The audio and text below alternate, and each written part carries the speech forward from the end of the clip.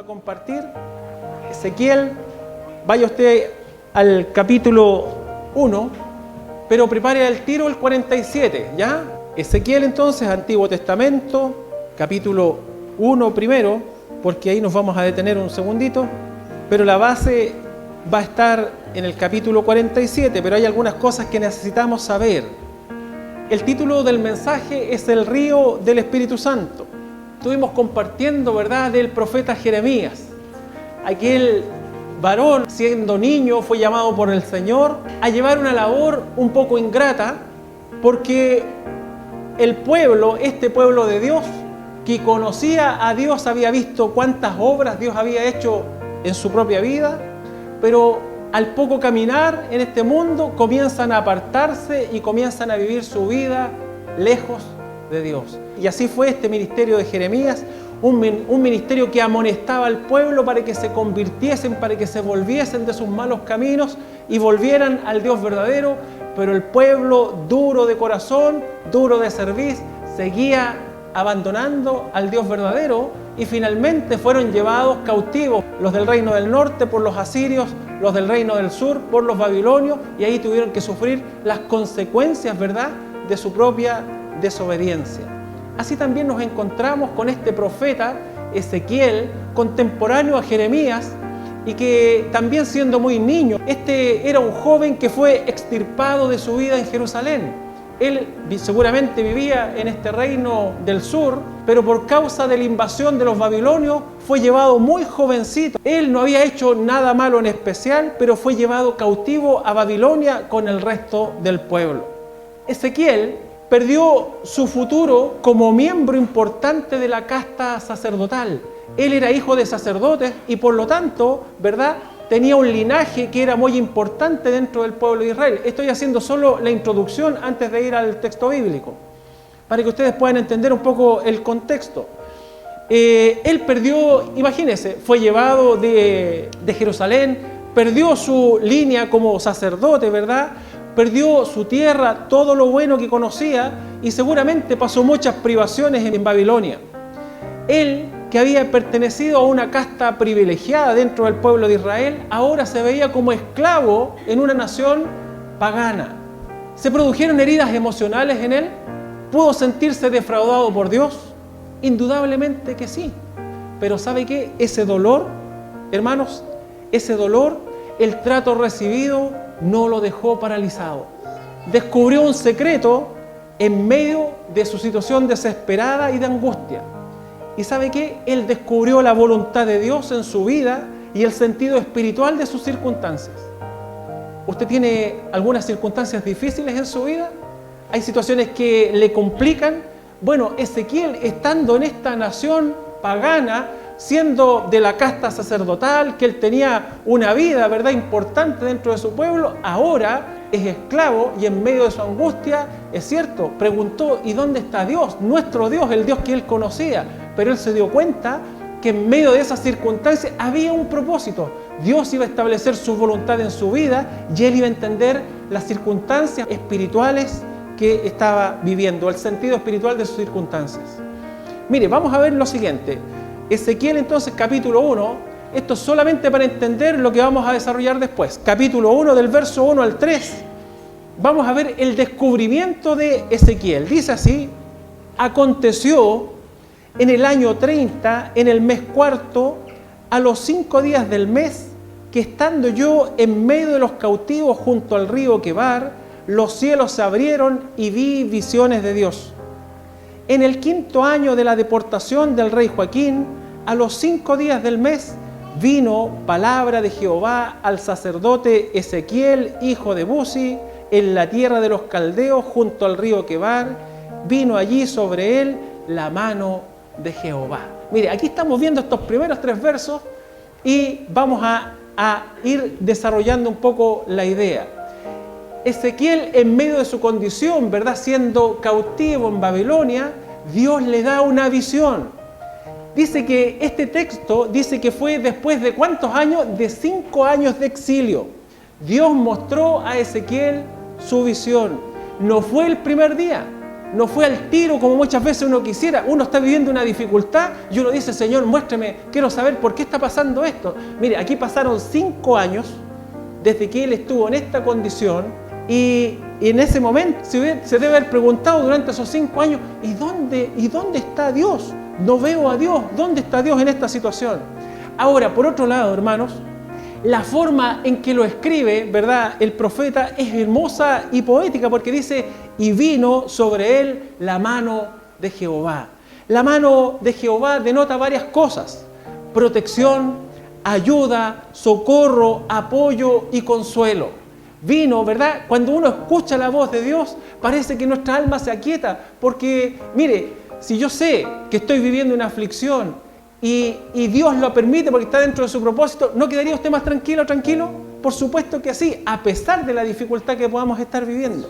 Bueno, dice que la mano de Jehová vino sobre él y, por cierto, le ofreció protección, ayuda, socorro, apoyo y consuelo. E inmediatamente, hermanos, Dios lo llama y le dio una misión.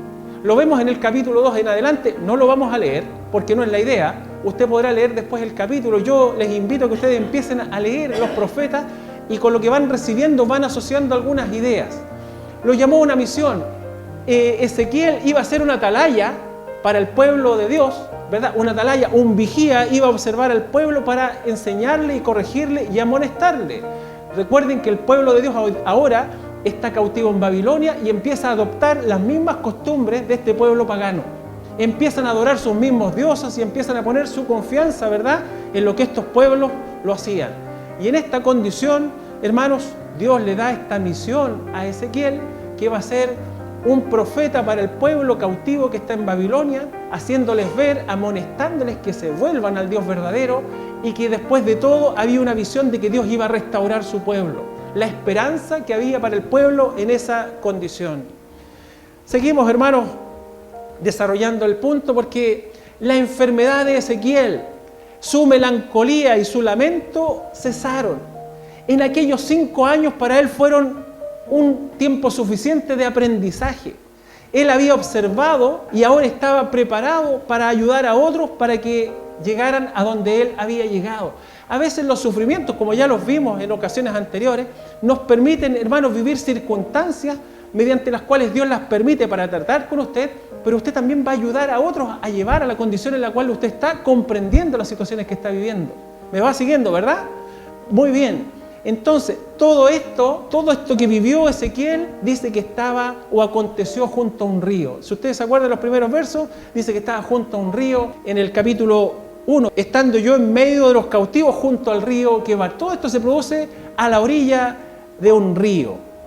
Pero el verdadero río de transformación no era en el río físico, sino que estaba en Dios. Dios es el verdadero río que transforma nuestra vida. ¿De dónde fluye el río del Espíritu Santo? El río que transformó a Ezequiel. Mire, aquí vamos a ir viendo algunos otros detalles a la luz de estas escrituras. Este era un río de poder.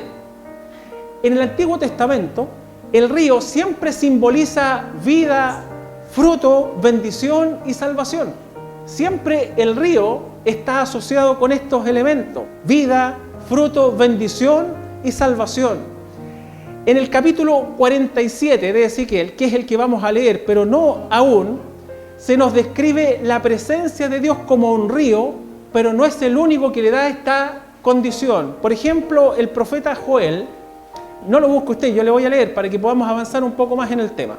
Joel, en el capítulo 3, si quiere usted puede apuntar eso y después lo busca. Joel, capítulo 3, verso 18, dice así: sucederá en aquel tiempo que los montes destilarán mosto y los collados fluirán leche, y por todos los arroyos de Judá correrán aguas, y saldrá una fuente de la casa de Jehová y regará el valle de Sitim. Ahí está hablando, ¿verdad?, de Joel. Joel nos dice que desde la casa de Dios va a fluir un río. Hay un caudal desde la casa de Dios. Zacarías, capítulo 13, verso 1, lo describe de otra forma y dice así: en aquel tiempo habrá un manantial abierto para la casa de David y para los habitantes de Jerusalén, para la purificación del pecado y de la inmundicia. 14:8, el mismo Zacarías, dice: acontecerá también en aquel día que saldrán de Jerusalén aguas vivas, la mitad de ellas hacia el mar oriental y la otra mitad hacia el mar occidental en verano y en invierno. Solamente estoy dando algunos textos que hablan de este río que nace desde el altar de Dios o de la ciudad de Dios. ¿Qué dijo Jesús hablando con la samaritana? Él dijo que Él era el agua viva que quita la sed. Del agua que yo te daré de beber, ¿verdad? No tendrás sed jamás. Todo esto está asociado, ¿verdad? El hecho de el agua que corre desde el altar de Dios es agua que da vida. Es un río que quita la sed. Vamos entonces ahora a Ezequiel 47, porque ahora vamos a ir ya perfilándonos hacia el mensaje. Ezequiel 47, del 1 al 12. Esta es la base bíblica, hermanos, para el mensaje de hoy. Créanme que estos libros del Antiguo Testamento no son muy sencillos en la lectura, cuesta un poco entender, y por cierto esperamos que el Espíritu Santo nos dé entendimiento para lo que Dios nos quiere hablar en esta mañana. Dice así, hablando Ezequiel, ¿verdad? Dice: me hizo volver luego a la entrada de la casa, y he aquí aguas que salían debajo del umbral de la casa hacia el oriente, porque la fachada de la casa estaba al oriente, y las aguas descendían de debajo hacia el lado derecho de la casa al sur del altar. Y me sacó por el camino de la puerta del norte, y me hizo dar la vuelta por el camino exterior, fuera de la puerta, al camino de la que mira al oriente, y vi que las aguas salían del lado derecho. Y salió el varón hacia el oriente llevando un cordel en su mano, y midió 1000 codos, y me hizo pasar por las aguas hasta los tobillos. Midió otros 1000, y me hizo pasar por las aguas hasta las rodillas. Midió luego otros 1000, y me hizo pasar por las aguas hasta los lomos. Midió otros 1000, y era ya un río que yo no podía pasar, porque las aguas habían crecido de manera que el río no se podía pasar sino a nado. Y me dijo: ¿has visto, hijo de hombre? Después me llevó y me hizo volver por la ribera del río. Y volviendo yo, vi que en la ribera del río había muchísimos árboles, uno y otro lado, a uno y otro lado. Y me dijo: estas aguas salen a la región del oriente y descenderán a Arabá y entrarán en el mar. Y entradas en el mar recibirán la sanidad las aguas. Y toda alma viviente que nadare por donde quiera que entraren estos dos ríos, vivirá. Y habrá muchísimos peces por haber entrado allá estas aguas, y recibirán sanidad. Y vivirá todo lo que entrare en este río. Y junto a él estarán los pescadores desde Engadi hasta Englaid, y será su tendedero de redes, y por sus especies serán los peces tan numerosos como los peces del mar grande. Sus pantanos y sus lagunas no se sanarán, quedarán para salinas. Y junto al río, en la ribera, a uno y otro lado, crecerá toda clase de árboles frutales. Sus hojas nunca caerán, ni faltará su fruto. A su tiempo madurará, porque sus aguas salen del santuario, y su fruto será para comer, y su hoja para medicina.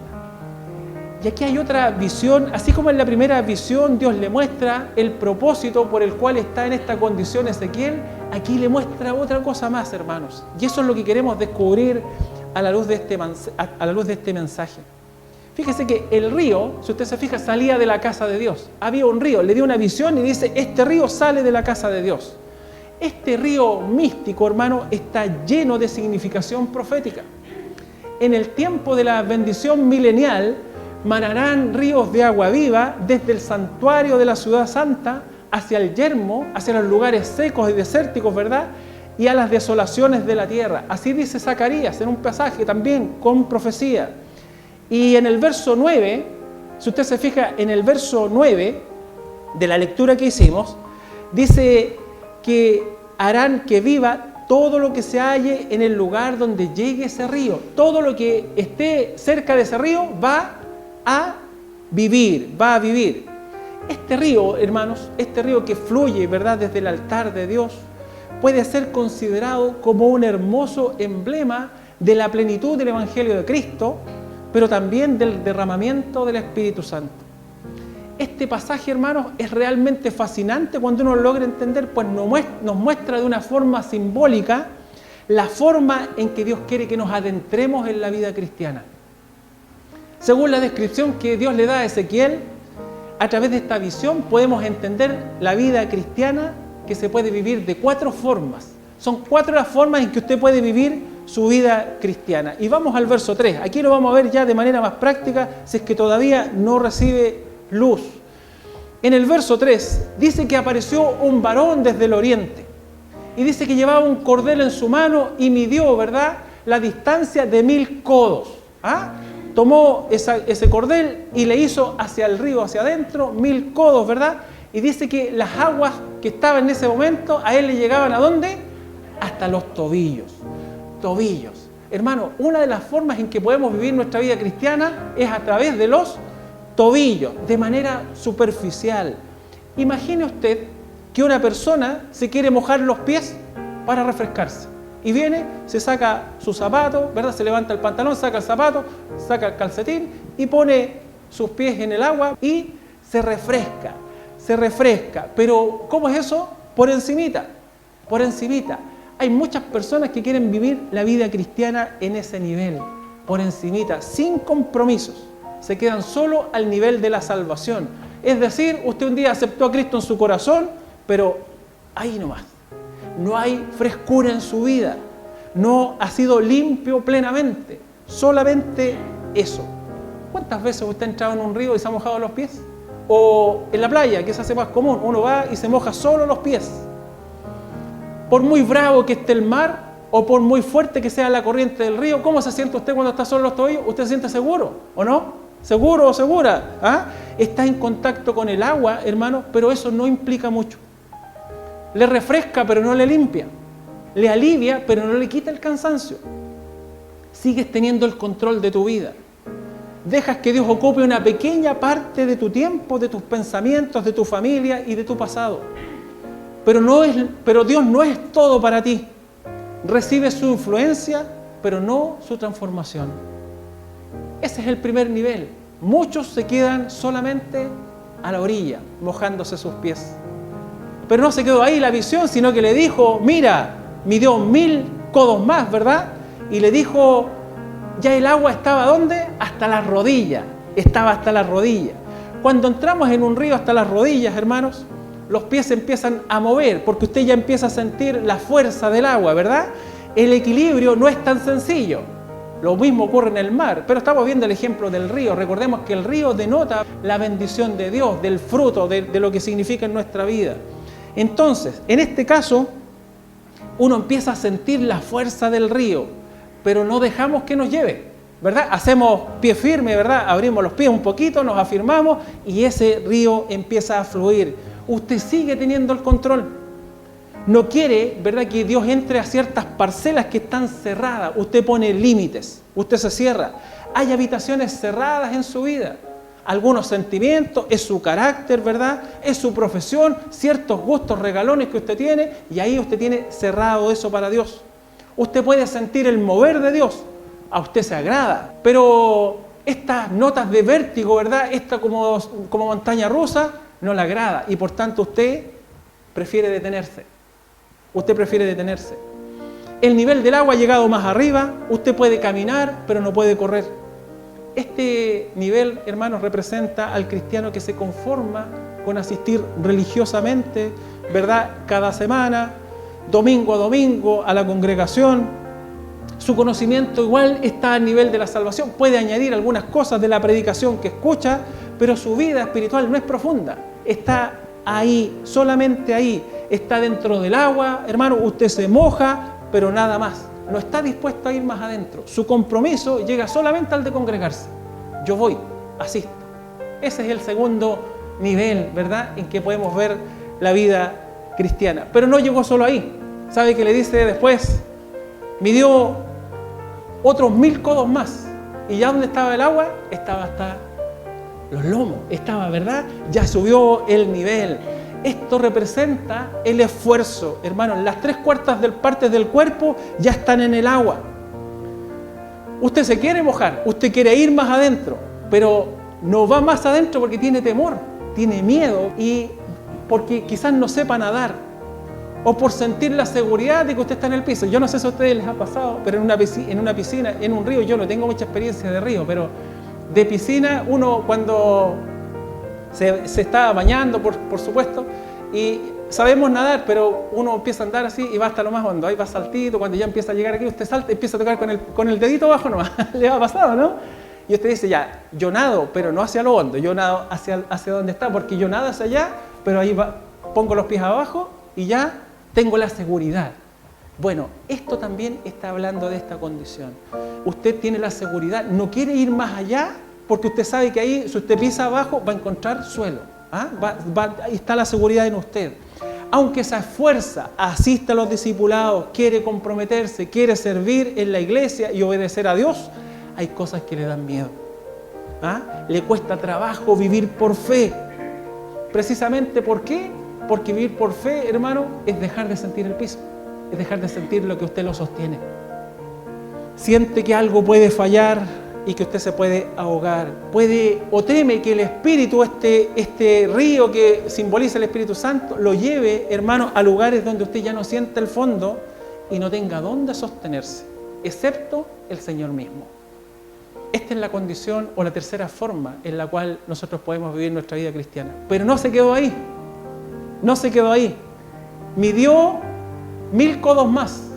1000 codos más. Y dice que ya era un río donde yo no podía pasar porque las aguas habían crecido de manera que el río no se podía pasar sino a nado. Y ya no había ninguna opción, hermano. Ya hay que adentrarse y empezar a nadar. La cuarta forma entonces sería a nado. Cuando uno nada en un río embravecido, no importa lo rápido que usted nade, y aunque vaya en contra de la corriente, ¿verdad? No intentes ir en contra de la corriente, porque la fuerza del río es arrolladora. Ya definitivamente usted se tiene que dejar llevar por el río. No sé si ustedes han visto los salvatajes en las playas, los salvavidas, en algunos casos dejan de nadar cuando está la corriente y se dejan llevar por la corriente a un lugar donde tenga una salida, donde hay una salida, donde ya la corriente baja un poco la presión y ellos pueden comenzar a nadar, porque en contra de la corriente es imposible nadar, y de la misma manera un río torrentoso es imposible ir en contra de esa corriente. Entonces, ya no hay un suelo seguro donde pisar. Usted se adentró donde está más profundo y usted sabe que no va a topar. Usted sabe que va a tener que nadar, nadar. Está a merced de la corriente, dejando que ella lo lleve hasta donde ella quiere. Esto es andar en fe, pues, hermanos. Es andar en fe. No hay nada más, sino solo el Señor. Se pierde el contacto con lo terrenal, el suelo firme, las circunstancias o aquellas cosas que le dan seguridad. Ahora todo es cuestión de fe. Usted tiene que depender del Señor. Es el lugar donde usted está rodeado de agua, y lo único que tiene que hacer en ese momento, usted tiene que poner en práctica su conocimiento y la comunión con Dios para todo lo que usted pueda hacer. Tenemos las 4 maneras, las 4 formas de vivir nuestra vida cristiana. Ahora, ¿por qué dejarnos llevar por el río de Dios? ¿Por qué? Mire, en el verso 6, versos 6, 7, 8 y 9, dice el 6, y me dijo, ¿has visto, hijo de hombre? Después me llevó y me hizo volver por la ribera del río. Y volviendo yo vi que en la ribera del río había muchísimos árboles a uno y otro lado, y me dijo, estas aguas salen a la región del oriente y descenderán al Arabá y entrarán en el mar, y entradas en el mar recibirán sanidad las aguas. Y toda alma viviente que nadare, por donde quiera que entrar en estos 2 ríos, vivirá, y habrá muchísimos peces por haber entrado allá estas aguas, y recibirán sanidad, y vivirá todo lo que entrar en este río. Hermano, esto de verdad que tiene un sentido profético, tiene varios elementos que parecieran ser un poco difíciles de entender, pero el que nadare, ¿qué dice? Vivirá, el que nadare vivirá y recibirá sanidad. Hermano, nuestra vida plena, ¿verdad? Nuestra vida verdadera está en dejarnos llevar por el río del Espíritu. es adentrarnos, ¿verdad?, en esta comunión y en esta intimidad con Dios para guiarnos a sus anchas. Eso es lo que Dios quiere hacer con la vida de cada uno de nosotros. Y usted en esa condición, usted va a tener la sanidad completa y absoluta de su alma. De todas aquellas cosas que le atormentan, de todos sus temores, de todas aquellas cosas que no le impiden el fluir de Dios en nuestra vida. El que nadare vivirá. Y sigue en el verso 10, 11 y 12, dice: y junto a él estarán los pescadores, desde Engadi hasta Englaín, será su tendedero de redes, y por sus especies serán los peces tan numerosos como los peces del mar grande. Sus pantanos y sus lagunas no se sanarán, quedarán para salinas. Y junto al río, en la ribera, a uno y a otro lado, crecerá toda clase de árboles frutales. Sus hojas nunca caerán, ni faltará su fruto. A su tiempo madurará, porque sus aguas salen del santuario, y su fruto será para comer, y su hoja para medicina. Hermanos, si usted deja y se adentra, ¿verdad?, en el río de Dios hasta lanzarse a nadar. Usted se lanzó en su plena confianza. Usted ha puesto toda su confianza en Jesucristo. Usted sabe que Él es la verdad y la vida y que Él solamente le llevará al Padre. Usted va a avanzar en este río y ese río, usted va a dar fruto. Usted va a hacer una vida que va a dar fruto. Usted va a tener sanidad y usted va a tener madurez espiritual. Eso es lo que Dios quiere para lo suyo. Eso es lo que Dios quiere para su vida espiritual. No nos quedemos, hermanos. Esto es para ir avanzando. Tenemos la salvación, somos salvos, Cristo me perdonó mis pecados y me quedé ahí. Usted está con el agua hasta los tobillos. Dios lo quiere llevar a esa instancia mayor. Cantábamos hace un rato atrás que el descubrir a Cristo, este tesoro escondido que tanto busqué, es Cristo. Es Cristo. Pero fíjese que es la experiencia o es la aventura más maravillosa. Es una aventura, hermano, y la aventura con Dios es una aventura que sobrepasa cualquier entendimiento humano. Yo quiero ir a esa aventura y tengo mis temores. Y puedo decir que tengo mis temores, como se ve reflejado en este pasaje. Yo tengo mis temores, como por cierto los deben tener ustedes también. Pero mi anhelo de mi corazón es ir y adentrarme en el río de Dios y comenzar a nadar, comenzar a dejarme llevar por la corriente del Espíritu para poder tener ese fruto abundante, para tener la sanidad completa, hermano, y para poder madurar espiritualmente. Como conclusión, fíjese que el fluir del Espíritu Santo nos produce esta misma sensación: vértigo, expectación y desafío. Cuando el Espíritu Santo lo quiere llevar, ¿verdad?, a esta profundidad, se produce vértigo, se produce esa sensación en la guatita, expectación, ¿qué es lo que va a pasar? Y también un desafío: ¿me crees? ¿Me crees que yo soy tu Dios y que yo soy el que te sostengo? Yo no sé si usted está hasta los tobillos. Si es así, usted hoy día puede sentir algo especial, delicioso, pero se va a ir a su casa y eso va a pasar. Y no va a llevar fruto, no va a haber fruto. A lo mejor usted se ha atrevido a meterse hasta la cintura. A veces nota usted la presencia de Dios en su vida. Se deja llevar algunos pasos, pero enseguida usted quiere poner sus pies en la tierra y se frena. Usted no se fía del todo. Dios le va a dar algunas bendiciones, ¿verdad? Esos encuentros como descargas eléctricas que uno tiene en su corazón, pero usted siempre se quedará en el mismo sitio y no va a llevar el fruto. Pero si usted se deja llevar por la corriente del Espíritu Santo, hermanos, de su interior, dijo Jesús, saltarán ríos de agua viva. ¿Ah? Va a fluir. Cuando usted está lleno de la presencia de Dios, cuando usted deja guiarse por el Espíritu Santo, ¿qué empieza a fluir? Dice que saltan ríos de agua viva, que sanarán tu vida primero, sanarán tu vida. Vas a dar el fruto necesario, te vas a ayudar a crecer y vas a ir en la dirección correcta. Ezequiel se metió hasta perder el control de su vida, se confió de Dios y él vio su gloria. ¿Hasta cuándo vamos a seguir mirando desde la orilla con el agua a los tobillos? Ese es el llamado para esta mañana, hermanos, a ir más allá. Usted quizás está hasta las rodillas o está hasta los lomos, no sé cuál sea su condición, pero la invitación de Dios es que se deje guiar por su Espíritu, ¿verdad? Por el río de su Espíritu, para que pueda tener toda esta plenitud de vida que Él quiere para los suyos.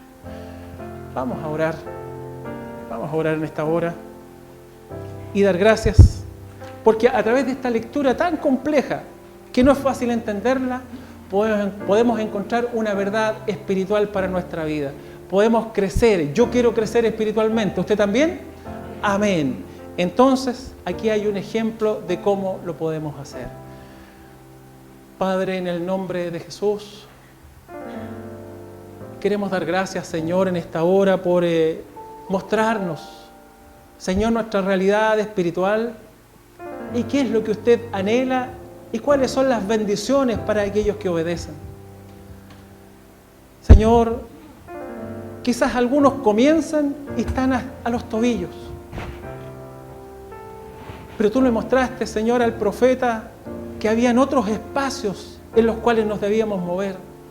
Quizás algunos están hasta las rodillas, quizás algunos hasta los lomos, y quizás sean pocos los que se atrevan o nos atrevamos, Señor, a ir a aquellos lugares donde las profundidades ya nos sobrepasan, donde ya no hay suelo en el cual confiar, sino que toda nuestra confianza está puesta en usted.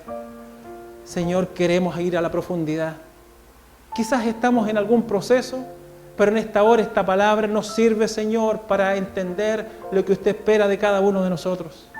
Señor, queremos ir al lugar del fruto abundante, ese fruto abundante para usted. Señor, queremos ir a aquel lugar donde nuestra dependencia y nuestra confianza se manifiesten en las cosas más sencillas de nuestra vida.